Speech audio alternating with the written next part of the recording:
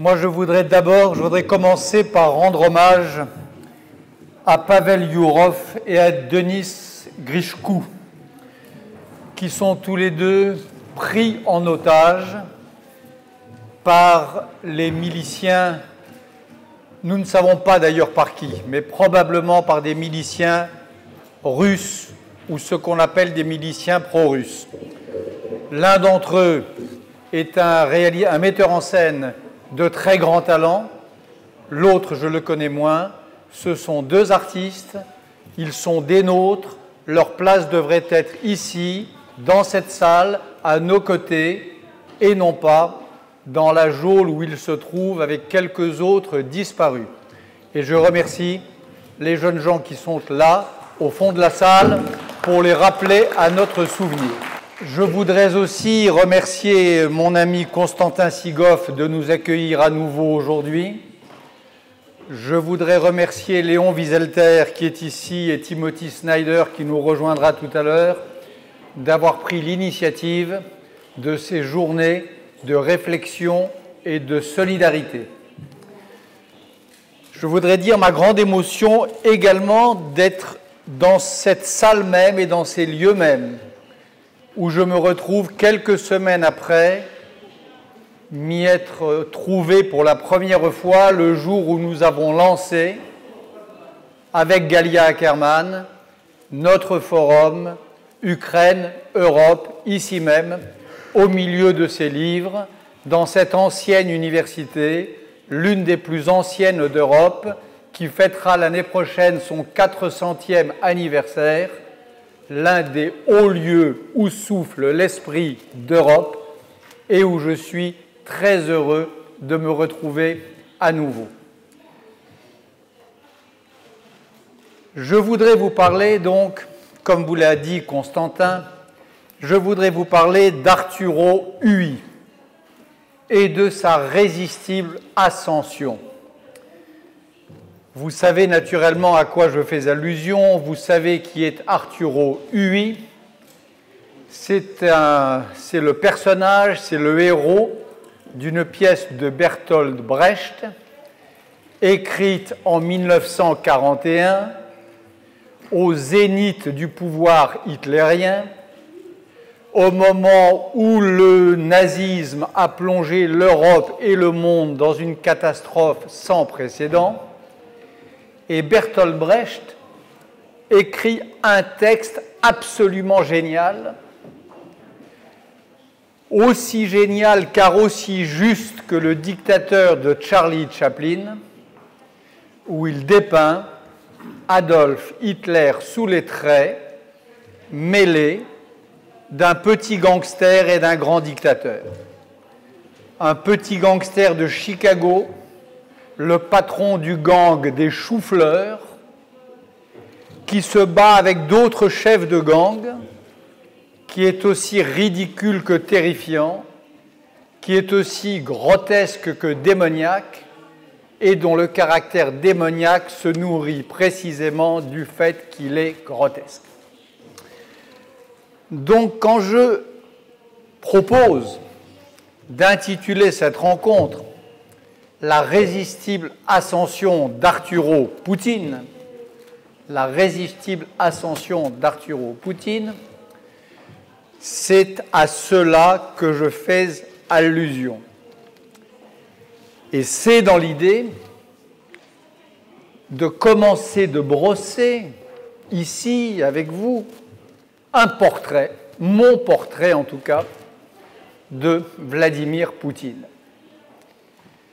Comment je vois, et je crois qu'il me semble que nous sommes nombreux à le voir ainsi, l'homme qui terrifie aujourd'hui l'Ukraine et l'Europe et hélas l'ensemble du monde libre. Quand je dis Arturo Poutine, ça veut dire d'abord qu'on ne peut pas éluder, oublier la dimension gangster de Poutine. Poutine, c'est d'abord ça. C'est un homme cruel qui est en train de semer la dévastation et qui a semé la mort en Ukraine, mais c'est aussi un petit gangster. L'homme qui porte une responsabilité probablement indirecte dans la mort d'Anna Politkovskaya et dans la mort de 4 de ses collègues de Noya Gazeta, le grand journal d'opposition russe, c'est un gangster. L'homme qui fait torturer à mort, torturer jusqu'à ce que mort s'ensuive, le courageux, l'héroïque avocat Magnitsky, se conduit comme un gangster, pas comme un chef d'État, comme un gangster. La manière dont on a traité Magnitsky, la manière dont on l'a traîné de geôle en geôle, la manière dont on l'a martyrisé jusqu'à ce que mort s'ensuive, c'est la manière des bandits, c'est la manière des voyous, c'est la manière des kidnappeurs terroristes. Poutine, qu'on le veuille ou non, et je ne fais pas ici de polémique, l'assassin de Magnitsky, c'est un gangster, c'est un Arturo Ui. Ici même en Ukraine, vous avez vu de près, vous avez senti le mufle de la bête gangster. Le président en fuite, Yanukovych, celui qui lâchait ses chiens, ses milices contre le peuple du Maïdan, celui qui instrumentalisait ou tentait d'instrumentaliser l'extrême droite contre les démocrates insurgés, celui dont on a découvert l'immense fortune qu'il avait amassée, il se conduisait comme un gangster. Donc il y a un climat de gangstérisme, un climat d'arthuroïsme qui flotte autour de tous ces gens. La façon dont Poutine a éliminé, après s'être servi d'eux, la plupart de ces grands oligarques exilés à Londres, enfermés au goulag, assassinés au polonium, ce n'était pas un oligarque, mais ça procède de la même nuit des longs couteaux larvés sur longue durée, c'est encore du gangstérisme. Et quand l'un des grands dignitaires du régime, Vladislav Surkov, dit dans une interview qu'être sur la liste noire des démocraties, qu'être désigné comme une persona non grata au titre des sanctions et notamment du Magnitsky Act est un honneur pour lui. Il parle, lui aussi, l'un des plus proches conseillers de Poutine, il parle comme un voyou, il parle comme un gangster. C'est une chose, je crois, que l'on oublie trop souvent en Europe quand on traite avec Poutine, quand on l'invite dans les cérémonies les plus officielles, quand on hésite à le sanctionner, on oublie cette dimension de gangstérisme qui caractérise l'ensemble de son itinéraire politique et notamment ses dernières péripéties. Alors Arturo Ui, c'est un gangster, mais c'est aussi Hitler. Je sais qu'il y a une polémique un peu partout sur cette reductio ad Hitlerum. On a parlé latin dans cette université jusqu'au siècle dernier. On peut se permettre ce latinisme-là, d'autant que l'auteur en est un grand philosophe juif américain, Léo Strauss. Il y a une polémique sur cette reductio ad Hitlerum. Est-ce qu'on doit ou pas réduire à, comparer à, rapporter à Hitler le phénomène Poutine. Bien sûr que non. Bien sûr que Poutine, c'est pas Hitler. Bien sûr que les identifier l'un à l'autre serait une profanation pour les victimes de l'hitlérisme.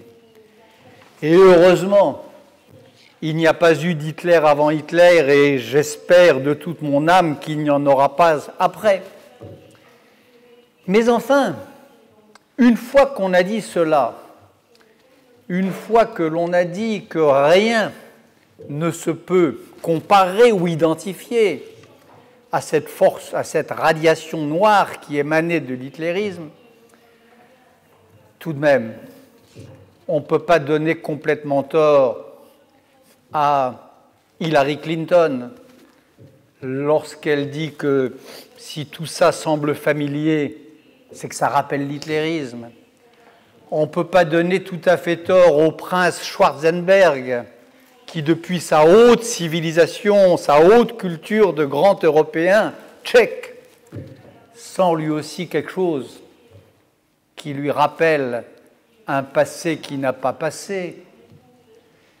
Et on ne peut pas ne pas entendre Garry Kasparov, le grand joueur d'échecs, quand lui aussi dit qu'il sent dans le personnage Poutine quelque chose qui rappelle cette histoire-là.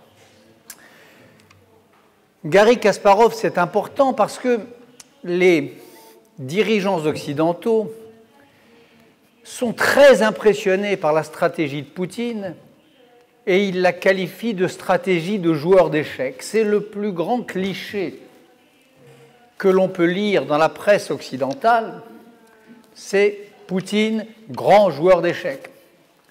En particulier, stratégie de Poutine s'inspirant de la défense Alekhine, ce grand joueur d'échecs russe, puis américain, je crois, mort à peu près au moment où Bertolt Brecht écrivait La résistible ascension d'Arturo Ui, et qui a inventé ce mode de défense extraordinaire qui lui a fait gagner 2 grandes parties, être champion du monde à 2 reprises. Alekhine, c'est le Klitschko du jeu d'échecs. Eh bien, quand on dit de Poutine qu'il est un grand joueur d'échecs ou qu'il est un adepte de la défense Alekhine, je pense que c'est faire injure au jeu d'échecs, que c'est faire injure au grand Alekhine, qui a joué avec Trotsky en 1921, qui l'a battu et qui a remporté tant d'autres matchs d'échecs difficiles. Poutine, ce n'est pas Alekhine. Poutine, ce n'est pas un joueur d'échecs. Et cette métaphore, cette image du grand joueur d'échecs, je crois qu'elle est là pour cacher autre chose de beaucoup plus trivial et peut-être de beaucoup plus indicible ou de moins facile à dire pour nos dirigeants, c'est que ce à quoi ressemble la stratégie de Poutine, sa stratégie de politique internationale, ben écoutez, qu'on le veuille ou non, c'est la stratégie de politique internationale à laquelle a pensé Hillary Clinton, Kasparov, Schwarzenberg, c'est-à-dire la stratégie d'Hitler. Prenez les 3 séquences. La séquence Ossétie du Sud, la séquence Crimée et la séquence Ukraine de l'Est. Car l'affaire commence évidemment en 2008, au moment de l'Ossétie du Sud. Le scénario est chaque fois le même. La Russie, Poutine,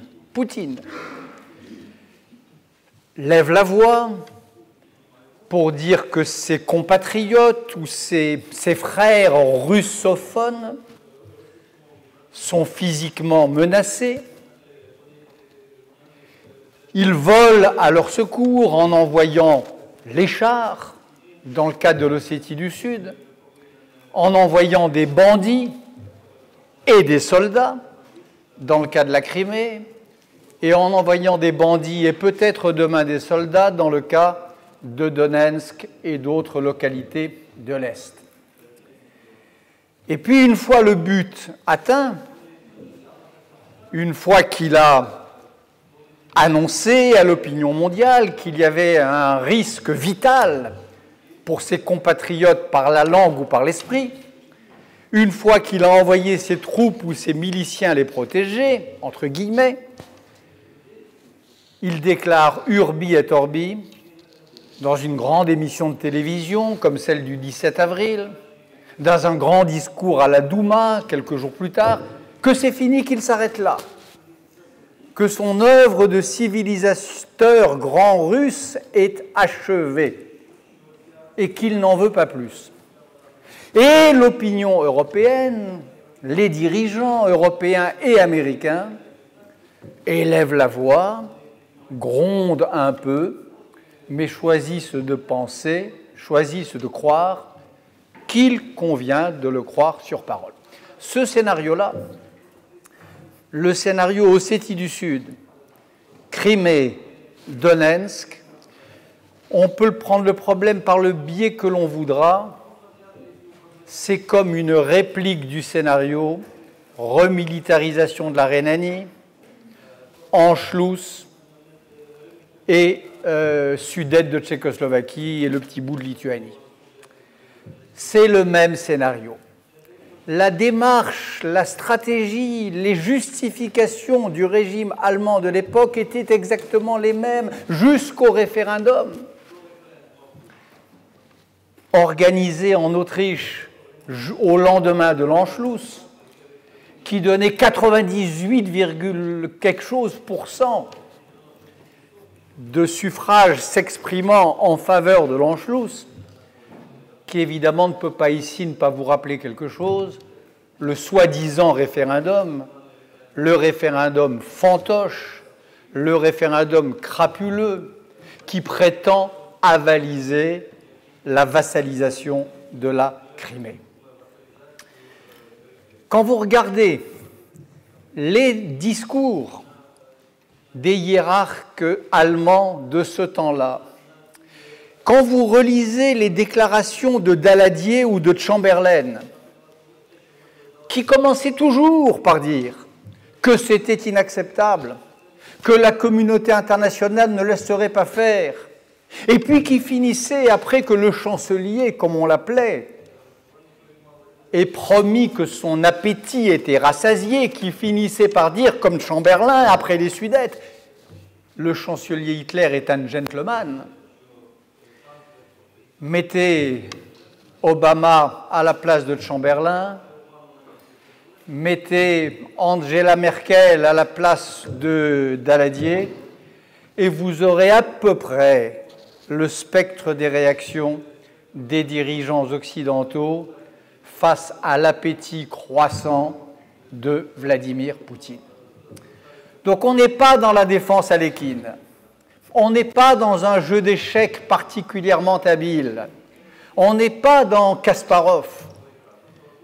On est dans ce monde de la politique internationale où il n'y a, comme au jeu d'échecs, pas tant que cela d'attaque et de défense possible, où le nombre de scénarios sont en nombre fini. Il n'y en a pas. Le nombre des scénarios possibles n'est pas infini. Il y en a quelques-uns. Les polémologues savent à peu près, depuis Frédéric le Grand jusqu'à Clausewitz ou aux théoriciens de la guerre moderne, il y a un nombre fini de stratégies géopolitiques. Poutine applique une stratégie qui ressemble à s'y méprendre, avec un manque d'imagination confondant à la stratégie de l'Allemagne entre la remilitarisation de la Rhénanie, on est chez nous, disait Hitler, jusqu'au Sudète, il parle allemand, langue fait nation, langue fait loi, en passant par la Crimée, l'Autriche, faisant partie de cette sainte nation allemande sainte à peu près au sens où Vladimir Poutine dit aujourd'hui que la Russie est une nation sainte. Donc il n'y a pas de polémique là dans ce que je dis. Et nous ne sommes pas dans un espace, dans un lieu de polémique, nous sommes dans un lieu académique. Et je prétends donc académiquement que la stratégie de Poutine, elle a plus à voir avec l'attaque Hitler qu'avec la défense Alekhine. D'autant que, quand on écoute Poutine, comme je sais vous le faites, avec une anxiété, une terreur que je devine, que j'imagine, et que j'ai essayé de partager une fois ou deux lorsque je me suis trouvé à Kiev, lorsqu'on regarde, lorsqu'on lit les déclarations de Poutine, lorsqu'on essaie d'analyser sa vision du monde, il a une vision du monde, Poutine. Ce n'est pas un joueur d'échecs, là encore, il est porteur d'une Weltanschauung, d'une vision des choses et du monde. Cette vision du monde, là encore, soyons très académiques. Il suffit de regarder et d'avoir des yeux pour voir et d'écouter et d'avoir des oreilles pour entendre. Cette vision du monde, elle repose d'abord sur le culte du corps, son propre corps. Vous connaissez ces photos, ces mises en scène permanentes, cette parade de chaque instant. Ces photos ridicules, naturellement, mais enfin, ni plus ni moins ridicules que ne l'étaient les mêmes photos. Et on pourrait les superposer de Mussolini à la fin des années 20 et au début des années 30. C'était à peu près les mêmes jeux de muscles, le même torse nu, la même virilité grotesque. Le culte du corps. Le culte de la force dans les relations internationales. L'idée articulée par les idéologues qui entourent Poutine et par Poutine lui-même que la langue fait nation, mais que la force fait loi. L'idée que la loi internationale, le droit, peut être une arme dans la panoplie, peut être un argument dans la rhétorique, mais que c'est un argument pervers que l'on retourne contre ses auteurs. Je suis très impressionné par la façon dont Poutine retourne contre l'Occident, retourne contre les démocraties, à son avantage et pour les confondre, leur propre rhétorique, mais avec une science du détournement, avec un cynisme qui sont proprement insultants pour la démocratie et pour le droit. Quand, par exemple, Poutine accuse l'État ukrainien de tirer sur ses populations civiles, lorsqu'il dit qu'il se sent requis par une responsabilité de protéger les russophones de telle ou telle région, c'est la stratégie Arturo, oui, mais dite dans la langue des partisans d'aujourd'hui du devoir d'ingérence. Cette façon de renverser l'argumentaire, cette façon de retourner l'arme du droit et l'arme de la loi au profit de la barbarie et contre les Ukrainiens fait partie de la rhétorique poutinienne et de sa stratégie Arturo VIII. Le culte du corps, le culte de la force, cet usage détourné, cet usage pervers du droit, les lois qui sont passées l'année dernière en Russie sur l'homosexualité, je pense que le monde n'y a pas prêté suffisamment attention ou n'a pas su déchiffrer le sens qu'elles avaient. Et n'a pas su déchiffrer la façon dont ces lois, cette chasse aux PD dans les rues de Moscou, s'inscrivaient dans une campagne générale de virilisation de la société, de chasse à la femme qui sommeille en chaque Russe, une campagne sur le thème de la féminisation de la civilisation moderne par l'Occident. Il y a toute une nébuleuse, tout un imaginaire poutinien autour de ces idées bêtes, naturellement, vulgaires, mais une idée politique n'a pas à être intelligente ou élégante, elle est forte ou pas. Et celle-ci trouve apparemment un écho dans la société russe. L'idée d'un Occident émasculé, l'idée d'un Occident féminisé et l'idée d'une Russie retrouvant les vertus de la grande virilité à l'ancienne. Mettez tout ça ensemble, plus l'idée d'un peuple russe qui tiendrait sa sainteté et de sa terre, et des anges qui sont supposés veiller sur lui.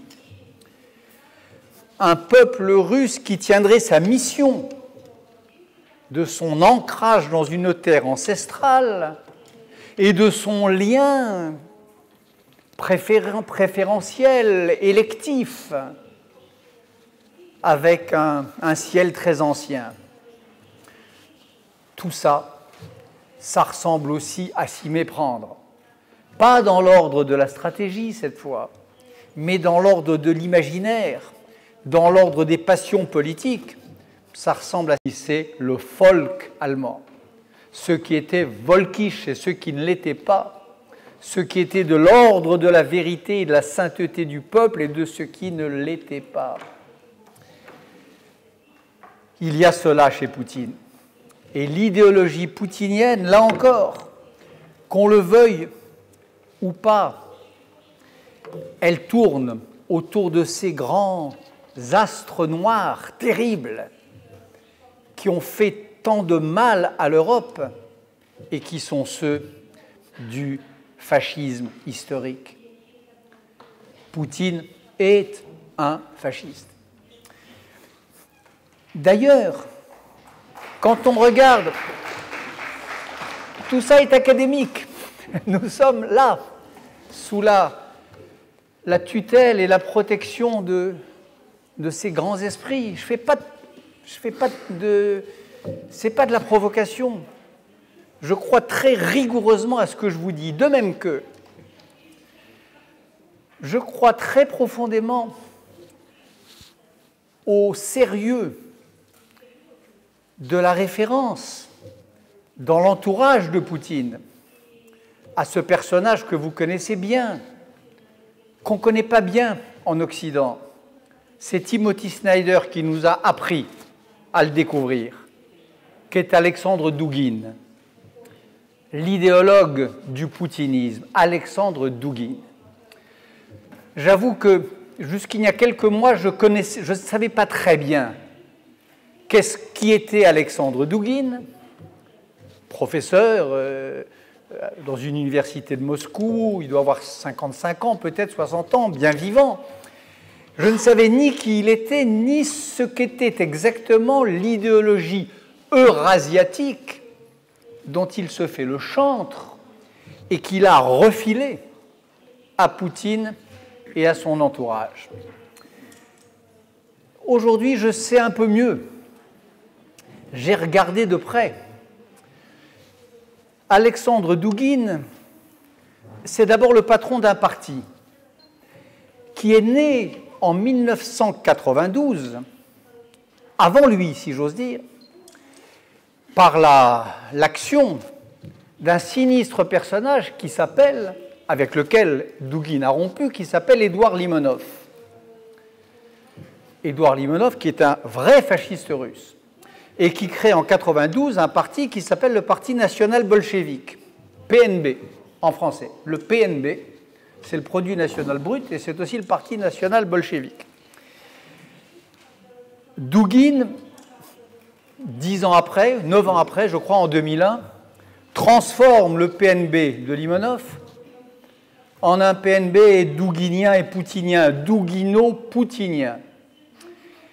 Et puis l'année dernière, il donne à ce PNB douguino-poutinien sa formule, il la révèle. Et c'est tout à fait extraordinaire. Il retourne les cartes. Il révèle, comme à la flamme, une encre sympathique, une encre secrète, dans un livre qui s'appelle, en français, la quatrième théorie. La quatrième théorie. La quatrième théorie, ça dit quoi?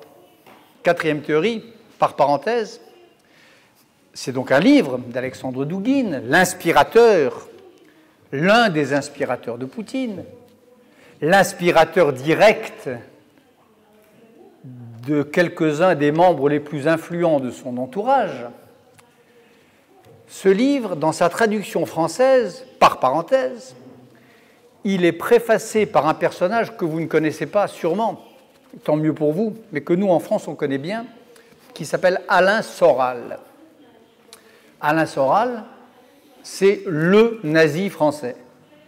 Le nazi français. S'il y a un nazi en France, aujourd'hui, il y en a pas mal, probablement, certainement plus de fascistes en tout cas qu'en Ukraine, mais s'il y a un nazi français, il s'appelle Alain Soral et c'est lui qu'Alexandre Douguine, l'inspirateur de Poutine, a choisi pour préfacer son livre sur la quatrième théorie.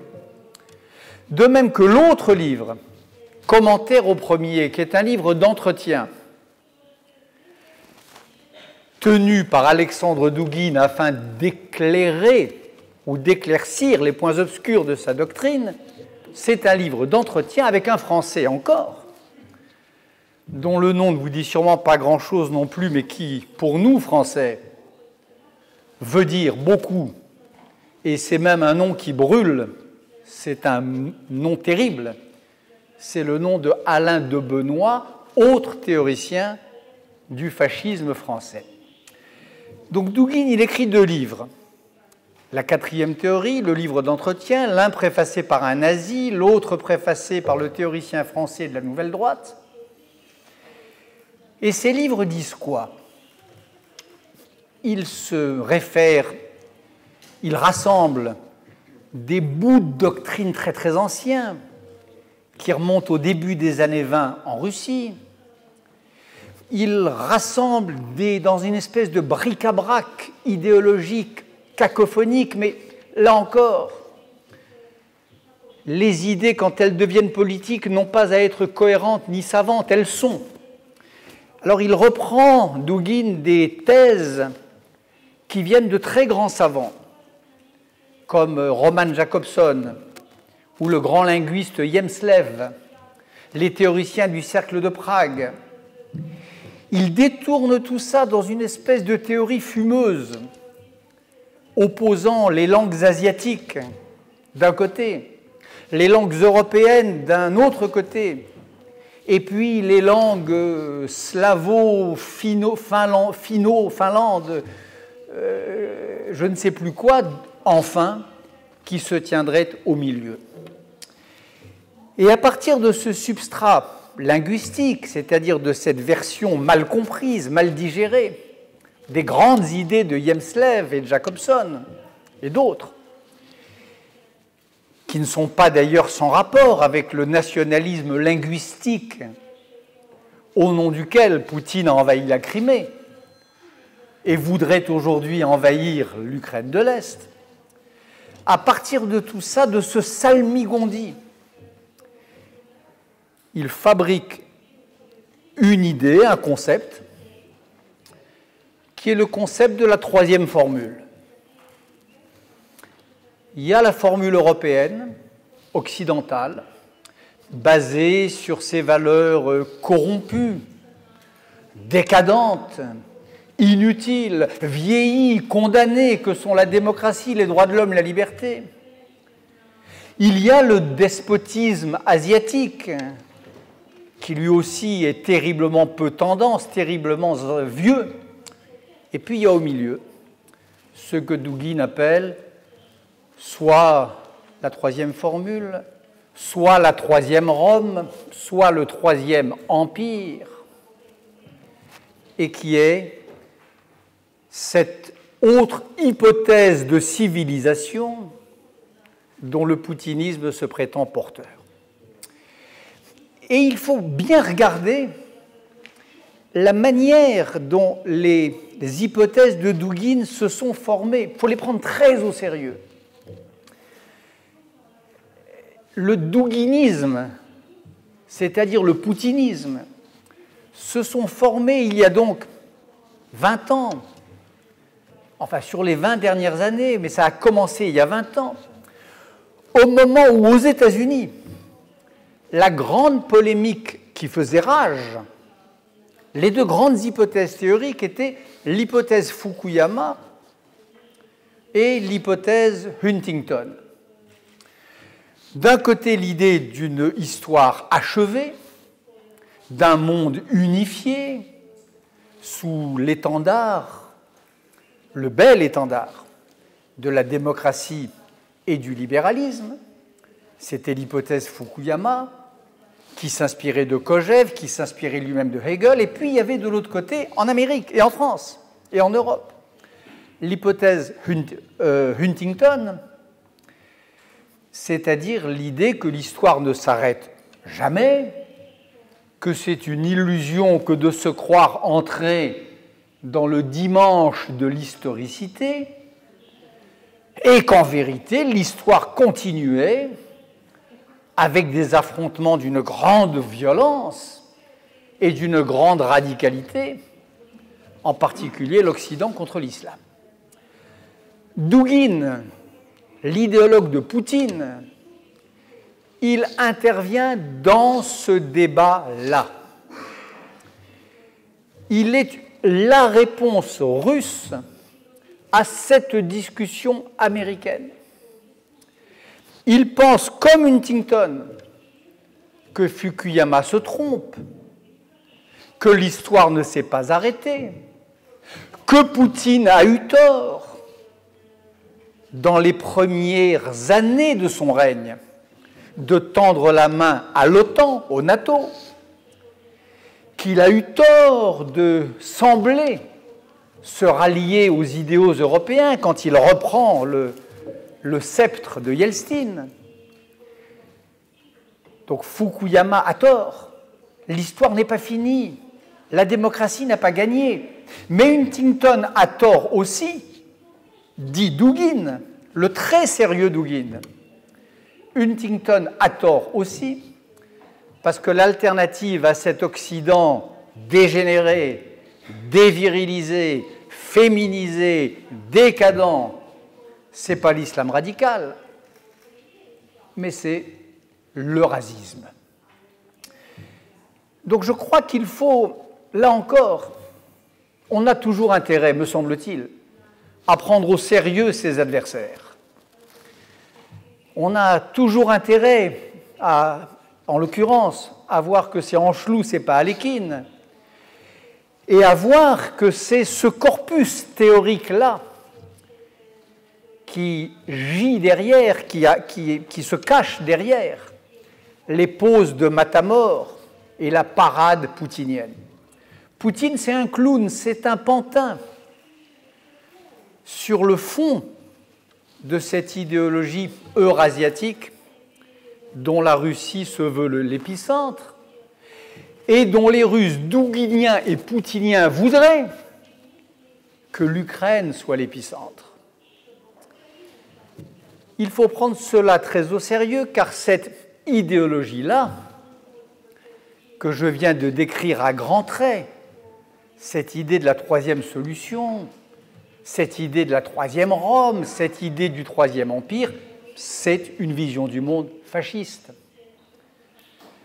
Un nouveau fascisme, un fascisme XXIe siècle, hélas, si c'était l'ancien fascisme, on serait probablement moins tétanisé, mais celui-là apparaît sous des vêtements, sous des habits neufs, comme dirait mon ami Paul Berman, que je vois ici, et qui a décrit, lui, les habits neufs de la terreur islamiste. Mais là, il y a des habits neufs de la terreur fasciste sous l'habit de Douguine et de Poutine. Alors, Poutine, c'est tout ça. Bien sûr que c'est la nostalgie du bolchevisme. Bien sûr que c'est la nostalgie du stalinisme. Bien sûr que c'est la nostalgie de ce grand-père dont la légende veut qu'il ait été le garde du corps de l'un et le goûteur de l'autre. Garde du corps de Lénine dans sa jeunesse et goûteur d'aliments anti-poison de Staline quand l'âge est venu. Bien sûr que Poutine, c'est l'homme qui connaît la soupe. Son grand-père l'a goûtée, l'a faite, s'y est immunisé. Il connaît la soupe bolchevique, il connaît la soupe stalinienne, il connaît tout ça. Il connaît la soupe tsariste. Il est le disciple de Nicolas Ier, dont le portrait, comme vous savez, trône au-dessus de son bureau. L'un des pires tsars de l'histoire russe, le massacreur des décembristes, le plus crapuleux, le plus sot, le plus anti-intellectualiste des tsars de la Russie. La Russie a eu des tsars honorables, des tsars philosophes qui frayaient avec les Lumières, qui discutaient avec les grands esprits de l'Europe. Le plus bête, c'est Nicolas Ier. Et c'est celui que Poutine s'est choisi comme exemple. C'est celui qu'il s'est donné comme modèle. Donc Poutine, c'est tout ça, bien sûr.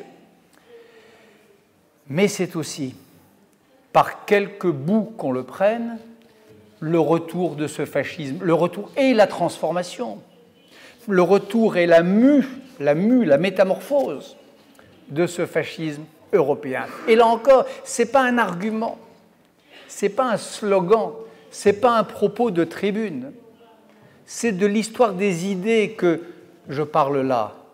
Et c'est un petit bout d'histoire des idées que j'essaie très rapidement d'esquisser en vous disant cela. Il est l'héritier du massacreur des décembristes, il est l'héritier du goûteur de Staline et du garde du corps de Lénine, mais il est surtout, ou aussi, il faudrait voir comment tout ça se compose. Il est aussi, avec son maître Douguine, avec son maître auteur de l'Anschluss, il est l'auteur d'une vision du monde, ou le témoin plutôt, d'une vision du monde fasciste.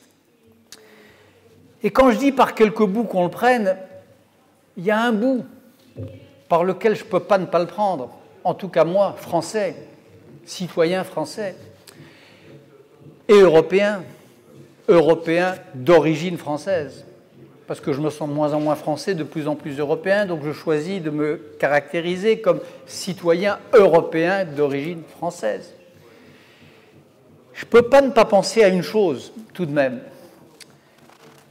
et ça sera ma dernière remarque, ou l'avant-dernière. Je vous disais tout à l'heure que les 2 livres de Douguine s'étaient offerts à leur public sous les auspices, dans l'ombre noire, de 2 des pires personnages de mon pays, Alain de Benoît et Alain Soral. Mais quand on regarde bien, qui sont les amis de Poutine en Europe? Pas les Chamberlain, pas les Daladier, pas les lâches qui le détestent, qui le méprisent, mais qui ont peur. Parce que je ne fais pas l'injure à Madame Merkel de croire qu'elle respecte Poutine. Je crois qu'elle en a peur, mais elle ne le respecte pas naturellement. Qui respecte Poutine? Qui aime Poutine? Qui se sent représenté par le projet poutinien en France et en Europe? Il n'y a qu'à regarder les visiteurs de Poutine, les visiteurs du président de la Douma, les gens qui se pressent à Moscou depuis 1 an ou 2, et depuis en particulier ce jour sombre qu'a été ce Black Saturday, où Barack Obama a décidé de ne pas faire respecter la ligne rouge qu'il avait fixée en Syrie. 29 août dernier, le jour où Barack Obama, dans le même après-midi, dit à la fois que bombarder des civils à l'arme chimique est un crime, mais en même temps que ce crime, il va se donner le temps de la réflexion et de la délibération avant de décider s'il convenait de le sanctionner ou pas. Depuis ce jour-là, il y a un monde fou qui va voir Poutine. Et ce monde fou, c'est qui? C'est le président ou une délégation du parti d'extrême droite bulgare Ataka, qui ont été traités comme des rois dans une visite récente à Moscou, qui ont été reçus par le président de la Douma et par les conseillers les plus proches de Vladimir Poutine. C'est une délégation du Jobbik, le parti nationaliste, fasciste, antisémite hongrois, qui ont été reçus en fanfare, là encore. Et c'est en France, pas Alain Soral, en tout cas par ma connaissance, pas Alain de Benoît, mais l'homme politique vraiment proche de Vladimir Poutine, qui déclare sans scier, sans hésiter, son amour pour Poutine, son admiration pour le projet poutinien. C'est une femme. Elle s'appelle Marine Le Pen. En juin dernier, elle fait une tournée de la Crimée. Après ça, elle est reçue à Moscou, royalement, elle aussi. Et pendant l'occupation de la Crimée, au moment où se perpétrait ce crime contre la nation ukrainienne et contre l'esprit européen, qu'était l'occupation de la Crimée, la vassalisation de la Crimée, Marine Le Pen était la seule à déclarer dans toute la presse française que Poutine était son homme, qu'il était son maître, qu'il était l'un des personnages très rares sur la scène politique mondiale, qu'elle ne pouvait, je crois que ce sont ces mots exacts, qu'elle ne pouvait s'empêcher d'admirer. Marine Le Pen, c'est la patronne de notre Svoboda à nous, sauf que notre Svoboda à nous, il ne fait pas 5% des voix, comme à Kiev, mais il fait hélas 20 ou peut-être 25% des voix françaises. Donc l'ambassadeur de Poutine en France, c'est Marine Le Pen. Le correspondant de Poutine en Hongrie, c'est le Jobbik. De Poutine en Bulgarie, c'est l'Ataka.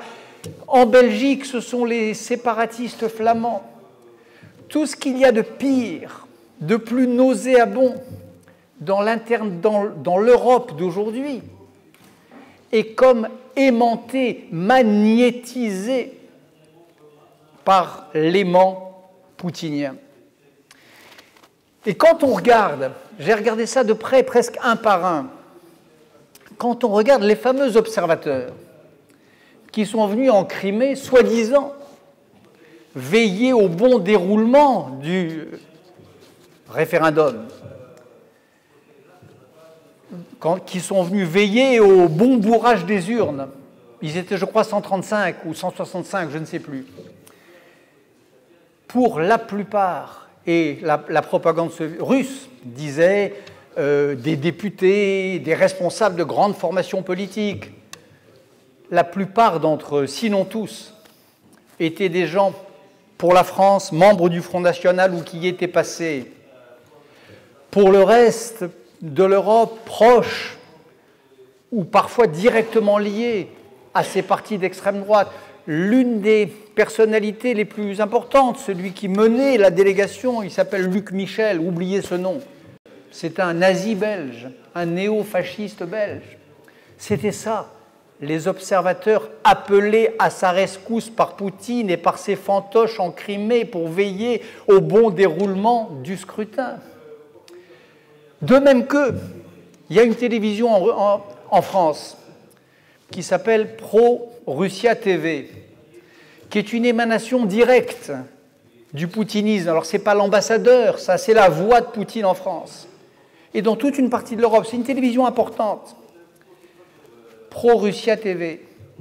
Pro-Russia TV, elle est opérée, elle est organisée, elle est logée dans la télévision d'un groupuscule français qui est là encore ce qui se fait de pire, qui sont, on les appelle les identitaires, c'est l'extrême droite de l'extrême droite du Front National. Donc il y a là, en Europe, une espèce d'internationale des malfaiteurs, d'internationale de la haine, d'internationale de l'exclusion et d'internationale du crime, dont Poutine est le fédérateur naturel. C'est un fait. Là non plus, ce n'est pas de la propagande. Il y a une cinquième internationale, l'internationale de la troisième formule, l'internationale qui se reconnaît plus ou moins confusément dans le douguinisme et dans le poutinisme. Et c'est ce type de personnage, Marine Le Pen et autres, qui en sont les plus éminents représentants. Voilà le Arturo Oui de Moscou aujourd'hui. Alors pourquoi je dis que son ascension est résistible? Résistible. Pas seulement pour m'inscrire dans le sillage de Brecht, qui n'est pas toujours d'ailleurs totalement recommandable, on ne se sent pas toujours très bien dans le sillage de Brecht, mais parce que je crois vraiment qu'une fois qu'on a dit tout cela, une fois qu'on a donné son vrai visage à Poutine, son visage de gangstérisme et de fascisme, son double visage arturo-huyen, je crois que son triomphe n'est pas fatal, que son ascension n'est pas fatale non plus. Et je crois profondément, c'est ce que je suis venu dire 2 fois sur le Maïdan, son ascension, on peut l'arrêter.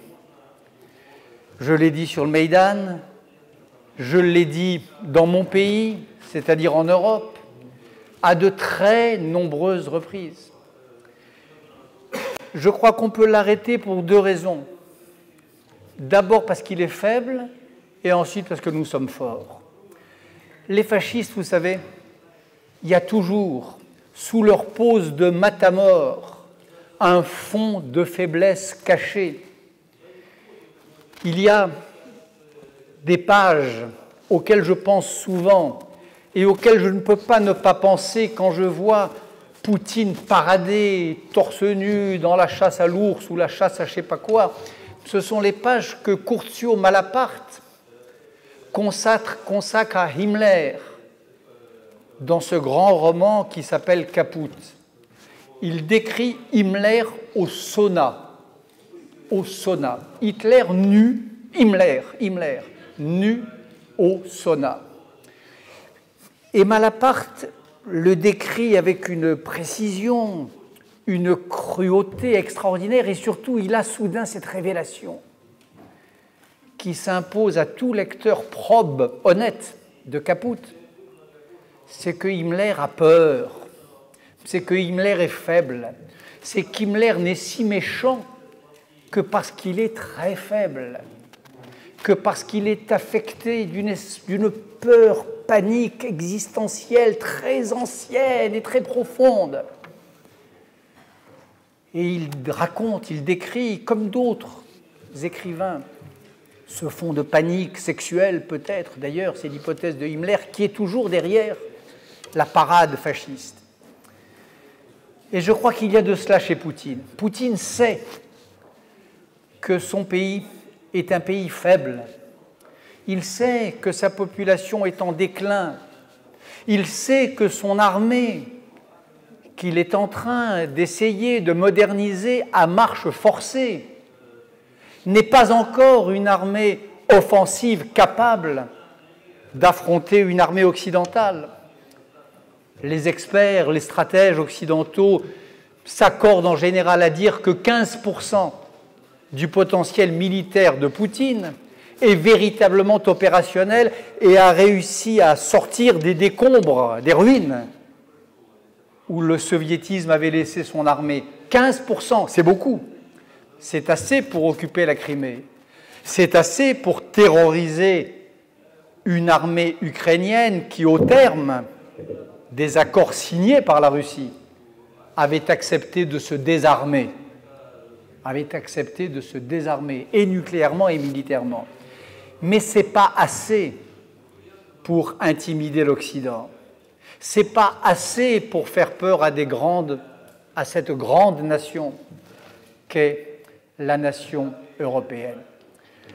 Donc il a une armée faible, il a une population déclinante, il a une économie qui ne se porte pas très bien. Il y a un fond de faiblesse, une sorte d'hémorragie de force au cœur du poutinisme.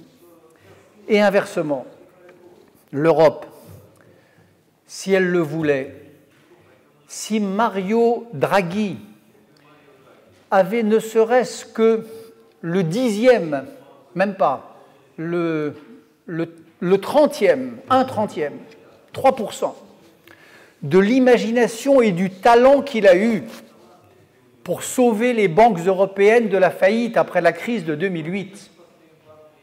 S'il avait 3% de cette imagination-là, l'imagination qu'il lui a fallu pour trouver les 800 milliards d'euros qui ont servi, et il fallait le faire, à sauver le système monétaire européen, s'il n'avait que le 30e de cette imagination-là pour lever les milliards d'euros dont l'Ukraine a un urgent besoin pour échapper au chantage et pour écarter le pistolet qu'elle a sur la tempe,